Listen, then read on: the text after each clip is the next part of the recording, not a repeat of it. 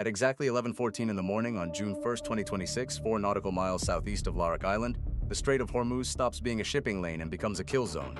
USS Pinckney is leading a convoy of 5 laden tankers through the narrowest choke point on Earth. 196 meters of Arleigh Burke-class destroyer, 9,400 tons of American steel and precision electronics, cutting through 84-degree water at 17 knots. A crew of 281 sailors has done this transit before. The corridor is mapped, the threat picture is assessed. The morning briefing said elevated, not imminent, then the hull turns into a wall of fire. The blast travels upward through the keel at 2,300 meters per second. It punches a 14-meter gash below the waterline on the port side, between frame 62 and frame 78. The explosion vaporizes 43 tons of seawater instantaneously and sends a column of steam and shredded steel upward through 3 decks. Engine room 2 floods in 11 seconds. The destroyer's stern drops 2 meters. The screws are still turning when the ship goes dead in the water. 2 sailors in the aft damage control station are gone before anyone can transmit a distress signal. What the crew of USS Pinckney doesn't know yet, what they can't know from inside a flooding, listing warship, is that the mine that just tore through their hull is an Iranian EM-52. A rocket-propelled moored mine, Soviet design, Iranian manufactured, laid in this exact position sometime in the previous 72 hours by a vessel that had every reason to be in these waters. They also don't know they're sitting inside a confirmed minefield, and they don't know that 4 minutes ago, 3 Iranian Houdong-class missile boats departed Hengam Island at 34 knots on a direct intercept course. The 5 tankers behind them have no idea any of this has happened, not yet. What follows in the next 47 minutes will determine whether those tankers ever leave the Strait of Hormuz. I'm your host at Defense Beacon, where we break down the most critical naval operations shaping global power. Today we're going inside the single most dangerous 47-minute window in the Persian Gulf since the tanker war of the 1980s. This is the full operational timeline of what happened to USS Pinckney on June 1st, 2026, the Iranian mine ambush that was supposed to shut down the Strait of Hormuz, and the joint task force response that cleared a 600-meter lane through a live minefield under active threat contact, while 2 sailors lay dead in the wreckage below. This is not a story about a near miss. This is a story about a system that was built for exactly this moment, and what it costs when that system is tested for real. To understand what happened on June 1st, you need to understand what the Strait of Hormuz looked like in the spring of 2026. Because this wasn't a random attack in a random place. It was a calculated strike against a specific program in a specific location, at a specific time. The Trump-Hegseth Corridor Initiative was announced in February of this year. The concept was straightforward. U.S. Navy warships would escort commercial tanker convoys through the Strait of Hormuz, providing guaranteed safe passage for vessels carrying Gulf crude to allied nations, Japan, South Korea, Germany. Poland, all of them had flagged interest within the first 30 days. By March, the first convoy had transited without incident. By April, 3 convoys per week were moving through the corridor. By May, Iran was watching 53 commercial vessels per week transit the strait on U.S. Navy protection, and there was nothing Tehran could publicly do about it without triggering a direct military confrontation. So they went below the surface. Literally, the EM-52 is not a sophisticated weapon by modern standards. It was designed in the Soviet Union in the early 1970s, reverse-engineered by Iran in the 1990s, and has been in the IRGC Navy's mine warfare inventory for 3 decades. What it lacks in sophistication, it makes up for in lethality. The mine carries a warhead of approximately 567 pounds of high explosive, triggered by a combination of acoustic, magnetic, and pressure sensors. The rocket propulsion system lets it be deployed from a moving surface vessel, making the laying operation faster and harder to detect from overhead surveillance. Location southeast of Larak Island was not chosen randomly. That approach lane is the deepest water route for large commercial tankers transiting toward the Gulf of Oman. Vessels drawing more than 20 meters, which describes most of the loaded supertankers in the corridor program, have exactly 3 viable track options in that stretch of water. The Iranians had mapped all 3. Satellite imagery analyzed after the fact showed the mine-laying operation targeted the primary track with at least 8 EM-52 units deployed over a corridor approximately 1.2 kilometers wide and 600 meters deep. Pinckney hit the outermost mine on the eastern edge of the field, 60 meters to starboard, and she would have passed clear. I spent considerable time going through the navigational data and the after-action assessments, and one detail kept standing out. The mine that hit Pinckney was laid in a position that created maximum exposure for the vessels behind her. If the destroyer had been lost, if she had gone down rather than simply been immobilized, those 5 tankers would have been sailing blinded. 8 more mines with no warning and no escort. The geometry of the placement was deliberate, professional, and cold. Whoever planned this knew exactly what they were doing. The after-action investigation spent weeks trying to answer one question: which URGC commander gave the authorization? The mine-laying operation required approval well above a local naval district commander. It required coordination between URGC Navy and URGC Intelligence. It required a decision that somebody in the chain of command understood would constitute an act of war against the United States. Only 3 officers are believed to know the full answer. As of today, only 2 of them are alive to tell it, but we'll get there. At 11:15 in the morning, 60 seconds after the blast, USS Pinckney's Information center is still functional. The ship has power, the Aegis combat system is online. The Spy-1D radar is painting the airspace and surface picture in real time. What it shows is not reassuring. 3 surface contacts, bearing 295, range 22 nautical miles, closing at 32 knots. Track correlation, Houdong-class missile boats, URGC Navy, Hengam Island origin. Time to weapons range, approximately 28 minutes. Commanding Officer Commander Sarah Baxter, 38 years old. Her second command tour, a surface warfare officer who qualified on Aegis systems at Dahlgren in 2019, receives the track picture at 15 and 22 seconds. She has a flooding ship, 2 confirmed casualties, 5 tankers behind her that don't yet know they're inside a minefield, and 3 Iranian missile boats with C-802 anti-ship missiles accelerating toward her position. The first thing she does is transmit. On the 5th Fleet tactical net on guard frequency and on the emergency channel simultaneously. The message is 14 words long, Pinckney. Struck mine. Position 4 miles southeast Larak. Fluting. 3 hostile surface contacts. 14 broadcast at 11 hours, 15 minutes, and 31 seconds. In Bahrain at 5th Fleet headquarters, those 14 words arrive at 11 hours, 15 minutes, and 34 seconds. 3 seconds of transmission time across 150 miles of encrypted satellite relay. The response begins moving before the acknowledgement is even transmitted.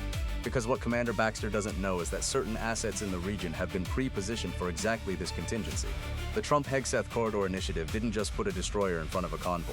It built a layered response architecture around every single transit. 80 miles to the south, the USS Bataan, a Wasp-class amphibious assault ship repurposed as a mine countermeasure support platform, has been operating with 4 MH-53E Sea Dragon helicopters from Helicopter Mine Countermeasure Squadron 14 since the convoy entered the strait.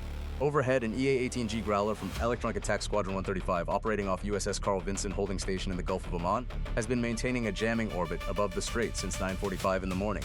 2 FC-18F Super Hornets from Strike Fighter Squadron 103 have been flying a combat air patrol over Bandar Lengeh at 15,000 feet. And 70 miles southwest of Larak Island, a vessel most people have never heard of is making 22 knots toward the minefield. HMS Middleton is a Hunt-class mine countermeasures vessel of the Royal Navy. At 600, she is smaller than a single gun turret on a World War II battleship. She carries no offensive weapons. Her entire reason for existing is to find naval mines and eliminate them. She had been operating out of Bahrain since repositioning from Gibraltar in early May as part of a UK commitment to the Corridor program, a commitment quietly negotiated in February and equally quietly kept out of press briefings. When Pinckney's mine strike transmitted at 11:15, HMS Middleton was 71 nautical miles away. At 22 knots, her flank speed, she would arrive in approximately 3 hours and 15 minutes. That was too slow, far too slow. Clearing the convoy path in 47 minutes was going to require something much faster than a ship. Consider the position 5th Fleet Operations was in at that moment, a stricken destroyer inside a minefield. 5 tankers approaching that minefield from the north, 3 Iranian missile boats 22 miles out and closing, and a mine countermeasures mothership 3 hours away. What do you do in the next 4 minutes that saves the convoy? The answer was already airborne. The MH-53E Sea Dragon is the largest helicopter in the United States Navy inventory. It weighs 30,000 pounds empty and can carry 55,000 pounds of payload. Its primary mine countermeasures configuration includes the ANK-24 mine, hunting sonar, the MK-105 airborne mine countermeasures, hydrofoil sled, and the ANAN-66 magnetic influence sweep gear. In a single operational sortie, a Sea Dragon team can sweep a lane approximately 600 meters wide and several kilometers long using a combination of acoustic, magnetic, and pressure influence systems designed to detonate or disable moored contact mines. HMS Middleton's 4 MH-53s, operating in coordination with U.S. helicopter assets under the Corridor program, had been sitting at readiness Bataan's flight deck since before sunrise. At 11:16 in the morning, 25 seconds after Pinckney's transmission reached Bahrain, 5th Fleet Operations authorized a Category Alpha mine countermeasures response. 3 words on the tactical net: Pinckney, execute AMSOM. The helicopters were turning rotors at 11:17. Airborne at 11:19, 80 miles at maximum transit 3E is approximately 26 minutes. But the helicopters weren't the only thing moving. At 11:16, the 2 FC-18F Super Hornets over Bandar Lengeh received a redirect vector. They turned south and began descending toward the strait. Their tasking had changed from combat air patrol to active suppression of enemy surface forces. The 3 Houdong boats were now priority targets, not yet authorized for kinetic engagement, but to be held under continuous track and weapons solution. At 11:17, the EA-18G Growler shifted its jamming profile. The ALQ-99 tactical jamming system, capable of covering frequency ranges from 64 to 18,000 MHz, began generating a dedicated electronic countermeasures bubble over the minefield area. The purpose was twofold: deny the Iranian missile boats any radar lock solution against Pinckney, and disrupt any command signals that might be transmitted to additional mine-laying assets in the area. At 11:18, USS Pinckney's damage control teams reached Engine Room 2. The flooding was controllable, barely. The gash below the waterline was 14 meters long, but the rupture in the pressure hull was concentrated in a 3-meter section near frame. 70. The ship's damage control parties had portable submersible pumps operational in Engine Room 2 by 11:21. Shoring teams were placing timber and steel damage control plugs against the torn hull plating by 11:23. The rate of flooding was slowing. The ship would not sink, not today, but she couldn't move and the Houdong boats were now 19 nautical miles out. The most surprising thing about this entire operation isn't the speed of the American response, it's that the Iranians apparently didn't account for pre-positioned assets when they planned the attack. Most people assume the IRGC naval intelligence had a comprehensive picture of U.S. force disposition in the corridor. The evidence suggests they had a partial picture at best. They knew where Pinckney was, they knew where the convoy was. What they apparently did not know or chose to discount was that 4 MH-53E helicopters and an airborne jamming platform were already on station, and 30 minutes from the target area. That gap in intelligence is what turned a potentially catastrophic ambush into a 47-minute corridor clearance operation. But first, the threat had to be managed. At 11:24 in the morning, the 3 Houdong boats crossed inside 17 nautical miles. They were now within theoretical C-82 missile range of USS Pinckney, though the Growler's jamming bubble was actively degrading their fire control radar picture. The lead boat, later identified as IRGC patrol vessel Zulfikar by subsequent signals intelligence, transmitted on an open frequency. The transmission lasted 11 seconds. Communications intercepts later provided the full text. A demand that USS Pinckney cease operations and prepare to be boarded. Commander Baxter's response came on the same frequency in English. 30 seconds later, a single sentence. We are a U.S. Navy warship in international waters and we will defend ourselves. At 11:24 and 52 seconds, the 2 FCA-18Fs arrived overhead at 8,000 feet. Both aircraft were carrying AGM-84L Harpoon missiles and AGM-88 Harm anti-radiation missiles in addition to their internal gun systems. They were flying racetrack patterns directly over the Houdong formation. At that altitude in those aircraft, the pilots were not invisible. The Houdong crews could look up and see them. That was intentional. What happened in the next 4 minutes is telling. The Houdong boats didn't fire, they reduced speed. They began a slow turn toward the northwest, away from Pinckney's position, whatever the IRG had planned for this moment. 2 Super Hornets overhead with active weapon solutions was not part of the scenario they had briefed. The after-action assessment described the Iranian surface withdrawal as tactically sound given the threat environment they encountered, which is a clinical way of saying they flinched. Here's the take that'll probably draw some pushback. The Houdong withdrawal was not a failure of Iranian will. It was a rational decision by naval officers who understood that pressing an attack against a defended position with air assets overhead was suicide, not heroism. The IRG Navy is not staffed by fools. What failed was their intelligence picture, the assumption that Pinckney would be isolated, the corridor momentarily undefended. When that assumption proved false, the professional calculus changed. The mine was the weapon that was supposed to do the real work. The missile boats were the exploitation force. Without a neutralized destroyer and a panicked convoy, the Houdongs had no mission. They withdrew at 11:28. The threat to Pinckney's hull had passed. The threat from the minefield had not. At 11:32 in the mornings after the mine strike, the first MH-53E Sea Dragon crossed into the minefield area from the south. Operating at 50 feet above the water, towing the Mk-105 hydrofoil sled at 12 knots, the helicopter began its first sweep lane on the eastern edge of the mine belt. The AQS-24A sonar system, towed at depth behind the sled, was painting a picture of the seabed that the crew translated into contact classifications in real time. The sensor operator was cross-referencing each contact against the seabed baseline chart compiled during routine corridor reconnaissance sweeps over the previous 3 weeks. Any object that didn't belong lit up as a classification candidate. The process was systematic, methodical, and fast, but not fast enough to feel comfortable with 5 laden supertankers waiting less than 3 miles. To the north, the second helicopter began its sweep lane 200 meters west of the first. The third and fourth helicopters held at the southern edge of the field, ready to begin detonation runs on confirmed contacts. At 11:34, the first Sea Dragon sonar operator called a contact. Moored influence mine, cylindrical body, wire mooring, depth approximately 14 meters. At 11:35, a second contact. Same depth, approximately 90 meters north of the first, and 37 the third contact, 40 meters east of the second.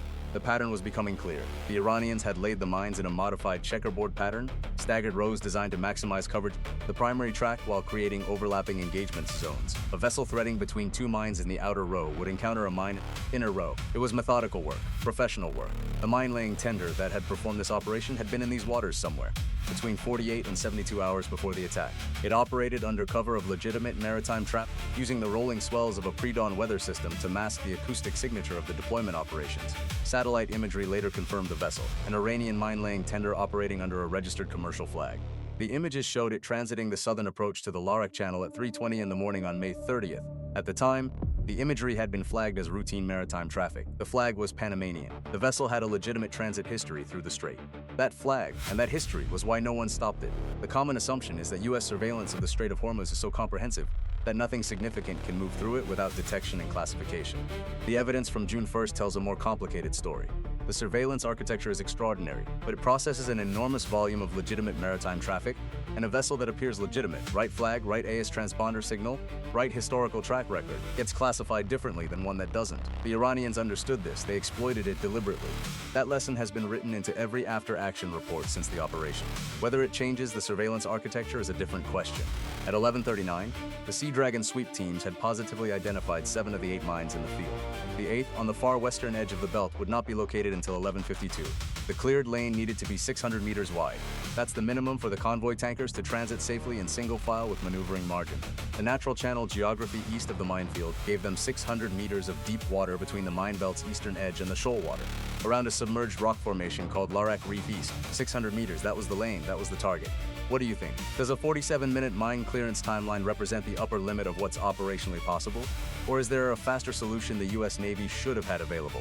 Drop your answer in the comments. It's a question the planners are genuinely still working through. At 11:41 in the morning, 27 minutes after the mine strike, the first confirmed mine detonation occurred. Sea Dragon 3, operating in the detonation run configuration with the Mk-103 moored mine countermeasure system, passed directly over the first confirmed contact at 12 knots. The acoustic and magnetic signature of the sweep system triggered the EM-52 influence fuse. The mine detonated at a depth of 14 meters, sending a column of water 40 meters into the air and registering on every ship radar within 15 miles. The convoy tankers, still holding position 3 nautical miles north of the field, saw it from their bridges. On the bridge of the MV Nordic Aurora, the master, a Norwegian captain with 22 years of tanker experience, watched the column of white water rise and fall against the haze of the southern horizon. He said nothing to his bridge team for a moment. Then he checked his engine telegraph and ordered the crew to stand by for maneuvering on short notice. That was the extent of his visible reaction. The second detonation came 4 minutes later. Then the third at 11:48. Each detonation was clearing a section of the primary track. The sweep teams were working from east to west, opening the 600-meter lane 1 mine at a time. At 11:49, a new problem developed. One of the Sea Dragons, callsign Viper 23, lost hydraulic pressure in its tail rotor system during the detonation run for Mine 4. The aircraft immediately pulled up from the sweep altitude and declared an emergency. The crew of 6 executed the emergency procedure. Isolate the hydraulic failure, transfer control authority, begin immediate diversion to the Bataan. Viper 2-3 was out of the clearance operation. 3 helicopters now had to complete a job plan for 4. The timeline just got harder.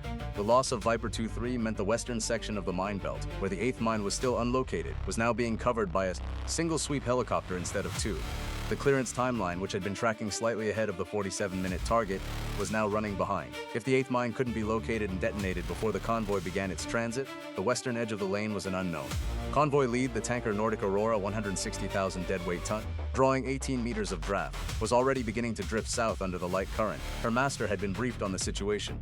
He was waiting for clearance authorization. But a 160,000-ton supertanker doesn't hold station indefinitely in a tidal current without eventually being pushed somewhere you don't want it. The window was closing. At 11:51, 5th Fleet Operations made a decision the after-action report would later describe as tactically aggressive but operationally necessary.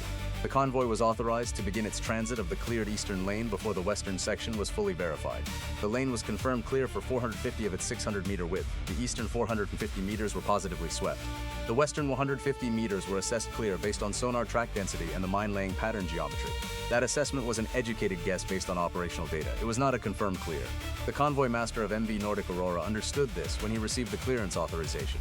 He also understood that sitting in a tidal current with 5 loaded tankers and a stricken escort destroyer inside a minefield was not a sustainable situation. At 11:52, Nordic Aurora's bridge ordered all stop, then slow ahead. The supertanker began moving south at 3 knots, tracking on the eastern edge of the cleared lane, with 60 meters of deliberate offset from the confirmed clear boundary. The second tanker followed 2 minutes behind, then the third. At 11:53, 39 minutes after the mine strike, now covering the western sweep section alone, called a contact on its AQS-24 display, the 8th mine, western edge of the field. Depth 13 meters. Position 38 meters outside the western boundary of the cleared lane, 38 meters. If the convoy had been tracking on the western edge of the lane rather than the eastern edge, Nordic Aurora's keel would have passed directly over it. The detonation run on Mine 8 was completed at 11:57. The column of water went up just as the 4th tanker was clearing the eastern boundary of the field on its transit south. At 11:58 in the morning, 44 minutes after USS Pinckney struck the M-52, the last tanker in the convoy, the MV Adriatic Star, crossed the southern boundary of the mine clearance zone. 3 minutes ahead of the 47-minute window. The corridor was open. One detail has stayed with me through everything I've reviewed about this operation. At 11:54, while the convoy was transiting through the cleared lane and Mine 8 still hadn't been detonated, Commander Sarah Baxter transmitted a single message on the convoy coordination frequency. Her ship was listing 4 degrees to port. Engine room 2 had 6 inches of standing water that the pumps were still managing. 2 of her sailors were dead, and she transmitted. Convoy track clear, proceed as brief, Pinckney holds, present tense, active verb. She wasn't asking for help. She wasn't describing a stricken ship. She was declaring that her destroyer was still on station, still operational, still doing its job. That's the line that doesn't leave you. But the convoy clearing was only the first part of what happened on June 1st, 2026. The second part is the part that 3 people in the world know fully, and that we're going to discuss as clearly as the available information allows. Because someone authorized the mine-laying operation. Someone gave the order to put 8 EM-52 mines in Pinckney's track. Someone calculated that the risk of direct military confrontation with the United States was acceptable, or that the operation could be conducted without crossing the line into acknowledged state action. Someone decided that 2 American sailors were an acceptable cost for disrupting the corridor program. The U.S. government had a name for that person by early afternoon on June 1st. The signals intelligence picture that emerged in the hours after the attack traced the mine-laying authorization through a sequence of encrypted communications that IRGC Command apparently believed were secure. They were not.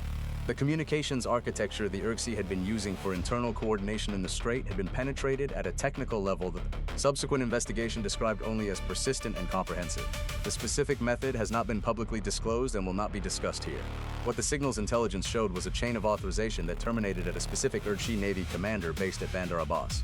The name has not been officially released by the U.S. government. The after-action documents refer to him only by a designation code. What is known publicly is that he held a senior position in IRGC naval operations, had been involved in Iranian mine warfare program development for more than 15 years, and was considered one of the primary architects of Iran's doctrine for using mine warfare to close the Strait of Hormuz. He was also, according to the signals intelligence, present on the mine-laying tender at 3:20 in the morning on May 30th. He had personally supervised the operation. The authorization process for what happened next has not been publicly described in any official statement. No administration official has confirmed the decision chain. No congressional testimony has addressed the specific targeting sequence.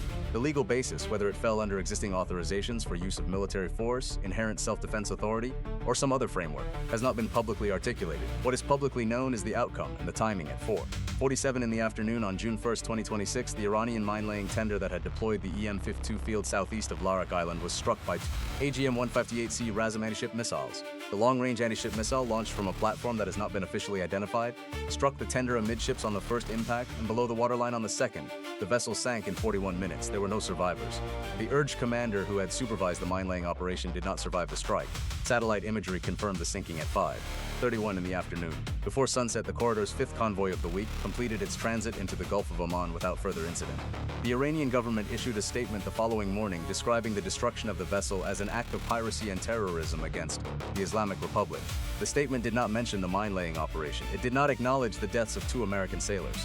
It did not confirm the identity of the IRGC commander who had been aboard. The U.S. State Department issued its own statement, 4 sentences long. It confirmed that a vessel involved in an unlawful mine-laying operation against a U.S. Navy warship had been destroyed in a defensive response. It expressed condolences for the families of Petty Officer 2nd Class Marcus Webb and Electronics Technician 3rd Class Daniel Park, the 2 Pinckney sailors killed in the initial mine strike. It stated that the United States would continue to operate in international waters, accordance with international law, and it noted that the Trump-Hegseth corridor initiative would continue without modification. Looking back at what happened on June 1st, the question that will generate op-eds for the next decade is whether the U.S. response was proportionate. But the more revealing question is what the operation tells us about how the competition in the Strait of Hormuz actually works. Iran didn't use ballistic missiles, it didn't use swarms of fast boats, it didn't launch a cyber attack. It used an influence mine designed in the 1970s, deployed from a vessel with a Panamanian flag and a clean transit history. The lowest tech element in the entire engagement was the one that actually succeeded in damaging a U.S. destroyer. Cold War technology, deployed with Cold War patience, exploited a gap in a 21st century surveillance system. That gap has since been closed, according to people familiar with the corridor program's revised procedures. But the lesson is worth sitting with. An adversary who can't match you technologically will find the seam in your architecture and drive a mine-laying tender through it at 3:20 in the morning. There is one more layer to this story that hasn't been widely reported. In the weeks following the June 1st operation, the investigation into the mine-laying authorization uncovered something the signals intelligence team apparently had not expected to find. The communications chain that traced the operation to the Bandar Abbas commander also showed a second thread, a parallel authorization process that had been running simultaneously, targeting a different corridor convoy, planned for June 4th, 3 days after the Larak Island attack. a second minefield, a different approach lane, a different convoy. The after-action investigation does not describe what happened to that second operation in detail. What it states is that the operation did not proceed as planned. The mine-laying vessel designated for the second field was identified and removed from operational status before June 4th. The June 4th convoy transited the strait without incident. Whether the interdiction of the second operation was a technical action, a legal action, or something else entirely has not been publicly confirmed. 3 people know the answer. As of today, at least one of those 3 is no longer in a position to discuss it. The scale of what the United States successfully interdicted on and around June 1st is worth stating plainly. 2 U.S. sailors lost their lives. 1 U.S. destroyer was seriously damaged and will require an estimated 8 repairs at a U.S. naval shipyard. 5 tankers carrying approximately 1.4 million barrels of crude oil reached their destination on schedule. The mine-laying operation that was supposed to shut down the corridor permanently was neutralized within 47 minutes. The IRGC commander responsible for authorizing it survived the operation by approximately 5 hours and 23 minutes. And a second planned mine-laying operation against a June 4th convoy never happened. The corridor is still running. USS Pinckney departed the Strait of Hormuz under tow on June 3rd, escorted by USS Stockdale. She is currently at Bahrain Naval Support Activity awaiting transport arrangements to a U.S. shipyard. Her crew, 279 of her original 281, have been temporarily reassigned pending the repair timeline. Commander Sarah Baxter submitted her after-action report on June 6th. The report runs to 114 pages. The final paragraph states, according to sources familiar with its contents, that the crew of USS Pinckney performed every element of their damage control and communication responsibilities to standard or above standard under conditions of active threat contact and ongoing flooding, and that the outcome of the incident reflects the training and professionalism of the United States surface warfare community. There is no mention of herself in that paragraph. The Houdong missile boats that departed Hengam Island on the morning of June 1st returned to their base by 12:15 in the afternoon. Their commanding officers filed operational reports with IRGC Naval Headquarters. What those reports said has not been recovered by signals intelligence, but the boats participated in no further operations against the corridor. Convoys in the days that followed. 2 Super Hornets overhead with active targeting solutions is apparently a language that translates across every military doctrine. HMS Middleton arrived at the location of the mine strike at 2:47 in the afternoon, 3 hours and 33 minutes after the attack. The Hunt-class vessel conducted a follow-on sweep of the mine area, confirming that the 8 EM-52 mines identified by the MH-53E teams were the complete field, and that no additional mines had been placed in the vicinity. The confirmation sweep took 4 hours. HMS Middleton's commanding officer signed the area clearance certificate at 6:51 in the evening. The area was formally declared clear at sunset. We cut the legal framework analysis around the RASM strike from this breakdown for length. If you want us to go deep on the targeting authority questions, comment full strike and we'll run that as its own video. The authorization chain for that response is genuinely complex and deserves more than a paragraph. The balance of power in the Strait of Hormuz has not fundamentally shifted since June 1st. Iran still has mines, Iran still has missile boats. Iran still has the geographic advantage of controlling the northern coastline of the world's most critical maritime choke point. The IRGC naval force is still operational, still capable, and, according to people familiar with current intelligence assessments, still active planning, but something has changed. Worth being precise about what? The corridor program survived its first direct kinetic challenge. Not without cost. 2 sailors are gone, and a destroyer worth several $1 billion is sitting in Bahrain awaiting a shipyard date. The cost was real, but the program continued. The 4th convoy after the attack transited on June 3rd. The 5th on June 4th. The convoy the second mine-laying operation had been planned to target. The 6th on June 5th. The 7th is scheduled for today. Every one of those transits carries a message. The message is simple. This corridor does not close. The EM-52 belongs to a doctrine that assumed a mining campaign in the Strait of Hormuz could force the United States to choose between fighting mine clearance war and abandoning the transit program. That doctrine was built on an assessment of American political will and operational patience that the events of June 1st suggest was wrong. The United States didn't choose between fighting and leaving. It did both simultaneously, cleared the mines and destroyed the people who laid them, and kept the convoy moving. Cold War mine tactics don't work when the other side has pre-positioned MH-53Es, a persistent jamming platform, 2 Super Hornets overhead, and the signals intelligence to identify who authorized the operation before the sun goes down. They were wrong about the calculus, fatally wrong. 47 minutes. That's the number that defines June 1st, 2026. The time between the explosion that tore through Pinckney's keel and the moment the last tanker cleared the southern boundary of the minefield. 47 minutes in which everything that the corridor program was supposed to be, and everything that the Iranian mine-laying operation was supposed to prevent, was decided. 2 sailors gave their lives in those 47 minutes. Their names were Marcus Webb and Daniel Park. That fact should be the first thing said about June 1st, and it should be the last. Everything else, the tactics, the technology, the geopolitics, the signals intelligence, is context. The reason any of it matters is because 2 people didn't come home. The Strait of Hormuz will be contested again. Not a question of if, only when and in what will adapt. They'll find new seams, New approaches, new ways to exploit the gap between what surveillance architecture can see and what it chooses to classify as a threat. That's the nature of the competition. But on June 1st, at exactly 11:14 in the morning, 4 nautical miles southeast of Larak Island, the system was tested in the most direct way possible, and the convoy got through. Subscribe to Defense Beacon if you want the analysis of every major naval development in the Persian Gulf as it unfolds. We cover the full operational picture, not the press briefing version.